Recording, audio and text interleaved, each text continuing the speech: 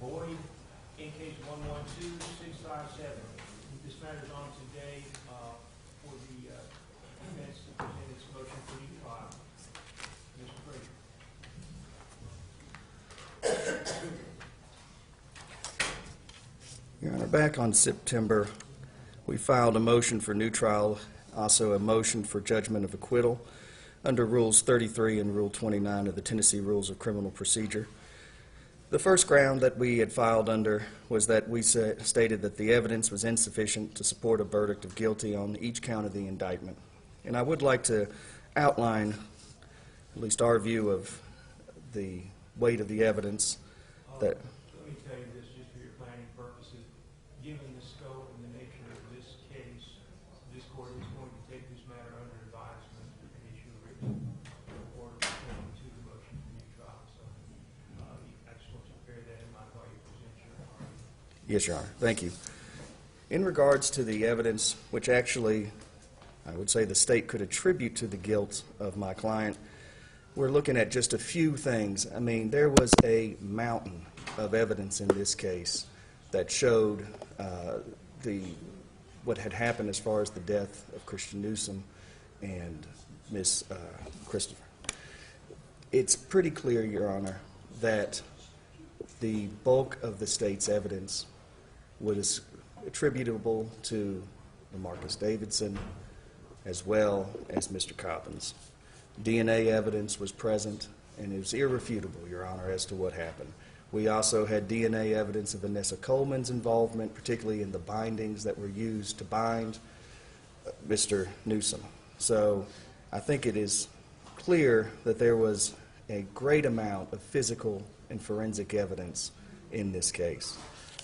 However, as to Mr. Boyd's guilt, Your Honor, there was very little and no physical evidence of his involvement. Again, when we look at what was it that linked him to the crime, primarily we're talking about the testimony of Xavier Jenkins, who testified that he saw a car which he said, which the state attributes to being Mr. Boyd's cousin's car. Mr. Jenkins' testimony was that essentially that he was a football field away at night, 1 o'clock in the morning, that he saw a white car with a tiny little red pinstripe, and that he was able to identify that car as being at that scene. I would point out, Your Honor, that in each of the trials that the state had, I think a total of 8 before we got to Mr. Boyd, they called Mr. Jenkins as a witness and had him testify that this car was present. Certainly Mr. Jenkins' testimony, I think, was crucial for the state in regards to his testimony about the vehicle that was at the house that evening that drove by, that he saw 4 dark figures in the vehicle. I think clearly the state, it made sense for why the state presented that evidence. However, they sought in their trials, at each one of those trials, to have him go on and identify this white car being there. I think we also need to point out that that white car was not reported contemporaneously with his report to the police at the time when this first happened. That car comes up right before Mr. Boyd's federal trial, and at the initiation of the federal prosecutor bringing it up, hey, did you see anything else? And again, Mr. Jenkins testified as to that, but his testimony was, oh yes, I remember 9 months later that there's this car there. And it just happens that it's this white car with this pinstripe. Again, I think at the trial I called it incredible, but frankly, Your Honor, I don't find it credible. I mean, he's testifying that he saw this, and he recalls 9 months after the events, this car being present that he viewed at 1 o'clock in the morning from a football field away. So again, I think that evidence is very flimsy. And I would also point out that there was testimony at the trial that LaMarcus Davidson's girlfriend, Daphne Sutton, drove a white car that very closely matches the description. So if he did see a white car, it's certainly in the realm of possibility that it was the white car driven by Daphne Sutton, which would make sense. I guess the next bit of evidence that the state is trying to attribute to the guilt of Mr. Boyd, of course, would be the testimony of Mr. Thomas.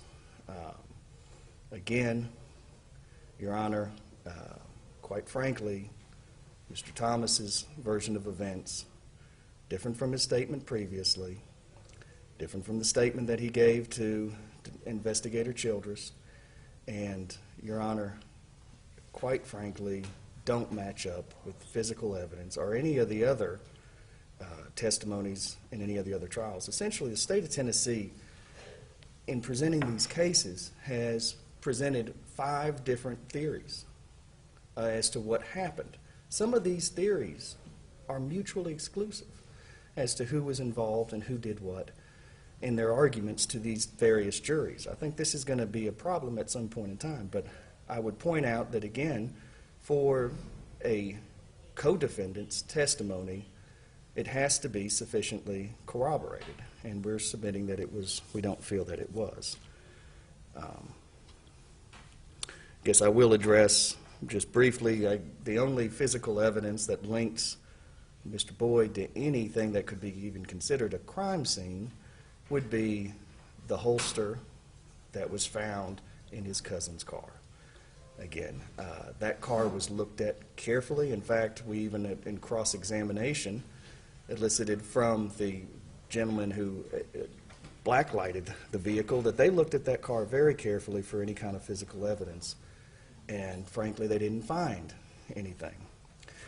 That holster, you know, they did the DNA testing, and again, this is not the DNA testing that came back. I believe the statistics were 1 in 8,000 and something as far as a match of the African American population. So what that's saying, I don't know the exact numbers, but there are an extreme number of people in the United States that, at least to the point and the degree that Mr. Boyd's genetic profile is present, theirs would be present as well. Because this is not, he's not included into that sample that was found there, beyond, like we often see, and like we've seen in some of the other states' exhibits in this case, beyond the world's present population. That's a common thing that we find when we look at DNA evidence. So again, as to the sufficiency and the weight of the evidence, I'm sort of arguing, I know they are technically different, but we're sort of arguing them at the same time. We just feel that the state's case, it's not there. I mean, there is an extreme lack of physical evidence, circumstantial evidence that links Mr. Boyd to this crime. And essentially, we have this identification of a vehicle, which they attribute to him, and then, you know, Mr. Thomas's testimony, which certainly got him from doing 2 life sentences to a 50-year sentence. I guess, and the next point that I want to address with the court is the court denying our change of venue, or in the alternative, our request for a special veneer. And, Your Honor, again, if we look at the rule, in case 20-4201, that in criminal cases the judge may change venue upon good cause shown, or may bring in a special veneer. Now, I understand that changing venue is, generally speaking, going to be an extreme situation and is not generally done. But the bringing in of a special veneer of jurors from another county, I think in this case would have been extraordinarily prudent. So clearly, there has been an extreme amount of media coverage in this case. Every proceeding, every appearance that I have made in this case has been covered by the media extensively. This case, the coverage for these crimes has been extraordinary. I mean, this trial was streamed on court TV and live by the local news media. We felt strongly that we needed a special veneer in this case so to ensure that Mr. Boyd got a fair trial, because the sentiment in this community is that anybody who could be attributed to being involved in this crime needs to be punished. There was a large amount of undue incitement, and in this case, and an extreme amount of media coverage. And we do feel that it was error not to grant the change of venue, or in the alternative, not to grant a special veneer of jurors, to make sure that this trial, in a sense, so that we won't have to come back and try this thing again. My next point in my motion is that the court erred in admitting Adrian Mathis's prior testimony from his federal trials as substantive evidence during the state's case in chief.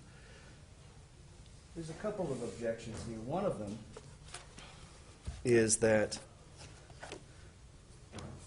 when we talked and did voir dire examination of Ms. Mathis in regards to these statements, one of the things that she did say was that she was repeating what she had been shown on paper, as in somebody handing her this, and she testified in numerous trials.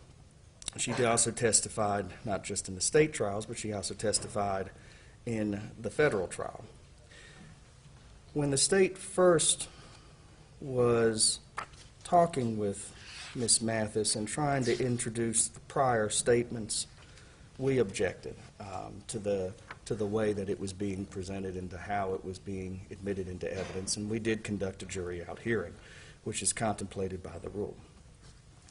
But we do have some serious concerns based on her statement that she's just repeating what other people told her, that these, in a sense, may not be her own statements, that she's, in effect, just repeating what she's been told to say.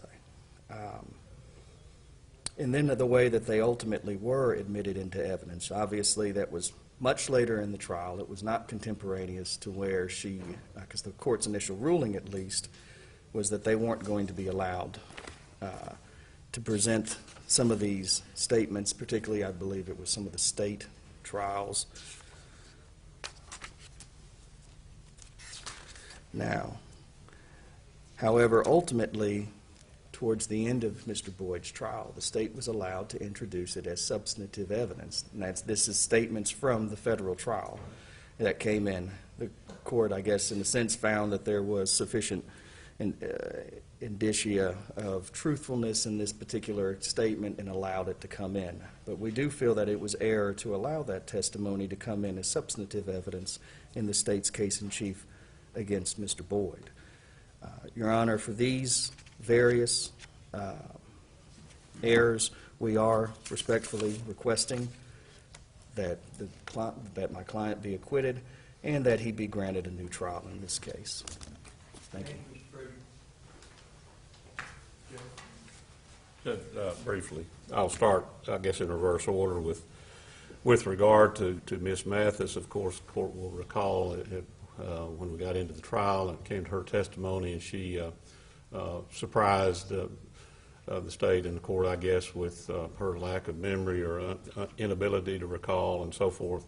We had a lengthy discussion about the use of her prior testimony, not only from the federal trial, but at previous state trials as well. And it was the state's position, of course, that all of those prior testimonies should have been admitted as substantive evidence. And court ultimately, we believe, quite properly ruled that only one would be allowed, that being from the federal trial, because it did involve Mr. Boyd himself in similar charges and similarly situated. So although we disagreed with the court's ruling as to whether or not the prior state testimony would be admitted, we certainly do agree that the court made the correct call in admitting Ms. Mathis's prior testimony under the weight of the authority that we submitted during the trial. As far as change of venue or special veneer, again, that was a matter we addressed pre-trial. My recollection is we, of course, sent out questionnaires in this case that had hundreds of questions. I don't have one in front of me, but I remember it being many, many pages and many, many questions, most of which dealt with the issue of pretrial publicity. both sides had access to those questionnaires, had ample opportunity to review them in order to frame appropriate questions for Knox County's potential jurors. And at the end of the day, when we got to picking the jury, as I recall, I don't know how many challenges went unused on either side, but I know there were peremptory challenges that the defendant did not use. So that tells us right there that we were able to successfully seat a Knox County jury to hear this case. Some of the other arguments appear, or most of the other arguments appear to relate to various witnesses and their credibility or lack thereof. Again, Mr. Frazier did an excellent job, we believe, of cross-examining all the witnesses with the, again, this was an open file type situation. There had been 7 previous trials that all of these witnesses had testified to. Mr. Frazier was provided with all the prior testimony of all those witnesses ahead of time, a highly unusual situation to have that much information available for a defense to prepare for trial. And Mr. Frazier did a good job, we believe, in cross-examining all the state's witnesses to try to attack their credibility where necessary. At the end of the day, the court charged the jury on the issue of credibility, how you go about assessing their credibility and whether or not you believe any or all of what they say. And the jury, by their verdict, obviously accredited the testimony of Mr. Thomas, Mr. Jenkins, and Ms. Mathis to find this defendant guilty. But the main thing that this case is all about, and that these cases have been all about through the years, has been the legal concept of criminal responsibility. I did not hear Mr. Frazier suggest that the court improperly instructed the jury on that concept of criminal responsibility. And that's what this case was all about. That's what it's always been about. This defendant and these defendants, if you will, they fed off the actions and inactions of each other in this case. And that's exactly what criminal responsibility addresses. The jury was properly charged on that legal issue, and both sides made arguments as to what this defendant did and what his co-defendants did and why he was criminally responsible for his own actions and the actions of his co-defendants.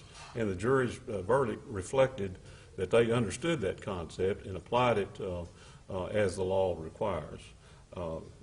It is one of the most egregious cases of criminal responsibility by 4 or 5 individuals now that have consumed this community and consumed these courts for the last 12 plus years. So we believe there were no errors in this case, no legal errors that this court committed. It was, we believe, a well-tried case, a smooth case. Initially, we thought it would take 3 weeks to try. I think we ended up doing it in 6 or 7 days because everybody was so efficient in the presentation of its evidence. So we respectfully ask the court to deny this motion for new trial or judgment of acquittal. Mr. Frazier, is your motion? Your Honor, I think I've already stated what our grounds are sufficiently. All right. Of course, this proceeding deals with technical issues of law. That's what we're here to discuss. And as I said before, for the sake of clarity and consistency, I'm going to limit myself to what I will put in written form. I will issue a written ruling in this matter. It shouldn't be long enough to get to as quickly as I can. Thank you, Your Honor. Your Honor, if I can be heard on 2 brief oral motions. One is I am asking to be relieved as counsel for Mr. Boyd. I've spoken with Gerald Gully. He is willing to handle Mr. Boyd's appeal. So at this point, I am asking to be relieved so that he can be appointed to handle the appeal. Here in the state, we would ask that Mr. Frazier stay on the case until Your Honor puts that order down, just to make sure for That's fine. At the time I issue the written ruling, I'll also issue an order allowing you to withdraw. Thank you. Mr. Gully as counsel for appeal. Thank you, Your Honor. And one other. And if you could make sure that copy of that order gets sent to Mr. Gully, so he's aware of it. Yes. And the other thing that I would request, Your Honor, is please allow my client to go back into federal custody and release him I think we're done with all the proceedings that need to be heard at this point in time. Mr. Gully will be able to contact Mr. Boyd to handle his appeal. That process is going to take quite some time. I am asking that he be returned to federal custody at this point. I think we need to keep him here until I we get agree. Until I issue the written ruling and substitute counsel, I won't do anything about it. Where this is the house, who's at custody of us. After I issue that ruling, I would think they would take it back to federal custody, but I don't have the authority or the minutes to do anything. I believe he's been transported by Knox County. Knox County's the ones who went down there and picked him up and transported him. So I think you would have the authority to order that he be transported back down there. And I understand waiting until the court's opinion comes down, but at that point in time, please, Your Honor, let's return him to federal custody. To the extent that I have any control over it, I'm perfectly willing to do that. All right. Thank you, Your Honor.